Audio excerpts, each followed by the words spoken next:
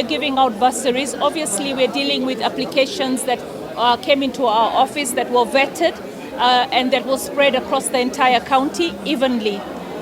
It's really sad that I have 2 students here in their uniforms from a public school that had not made an application for bursaries, but they got to hear that there was a bursary event today and have been actually chased away from school. I want to appeal to the President. I want to appeal to the Ministry of Education. We have said we want to have 100% transition. All right, it is ridiculous for us to keep sending students home.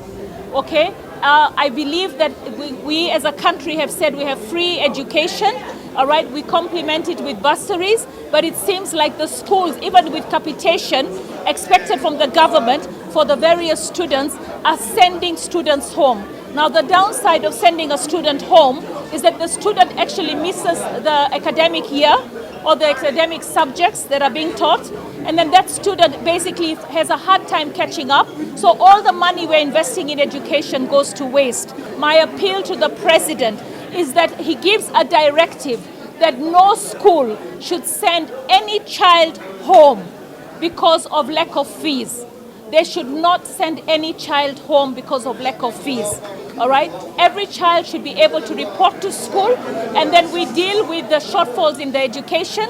And where the child cannot afford the fees, then we look at how bursaries can complement. If bursaries cannot complement, then the government every year writes off money. The government should be able to write off that money in the Ministry of Education, compensate the schools for the fees that is uncollected, and then be able to ensure that no child misses education, because it is a right under the Constitution, the right for education, right? The right to food, the right to health, all right? The right to decent shelter. These are all rights enshrined in our Constitution. These 2 children have actually come here with their uniform. And they're residents of Nairobi, but they school in Kajiado. It's a public school. I want to say shame on you to the school. I will actually find time to visit that school. No child in Kenya should be sent home because they are not able to pay the fees. If the government is paying capitation for that child should not be sent home. And I really hope that the President hears this message and does what he has to do to make sure he gives a directive that no school should take a child home. Here in Nairobi, we also have a situation where a lot of children lost their books, lost their uniforms during the floods, right? So those children have no uniforms. The parents have no money to buy the uniforms. The school should be able to organize with parents who've left the school to bring the uniforms and donate to the children that are there, or allow the child to school in home schools or in home clothes. It's ridiculous to send the child home because the child cannot afford to buy school uniform. So I really want us to have a humane way and a dignified way in dealing with our students. No student should be sent home because capitation will come for that child. And if the parents cannot pay their share, they will try and see how we can work with MPs to make sure that we can give the bursary. And at the end of the day, sending the child home is actually defeating the purpose of education. I still maintain that the police should never go to a peaceful protest with live bullets. They should only go with rubber bullets, if at all. We have seen a number of the deaths that happened in this county and across the country really could have been avoided. I really pray that the Kenya Human Rights Commission, together with Amnesty, together with IPOA, will be able to ensure that all those who acted contrary to the law will be dealt with decisively.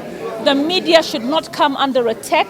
We have seen Catherine Kariuki is in hospital in Nakuru. I spoke to her yesterday, and the only thing she wants from her hospital bed is that whoever shot her while she was in the line of duty covering the protest should actually be able to be brought to book and pay the price.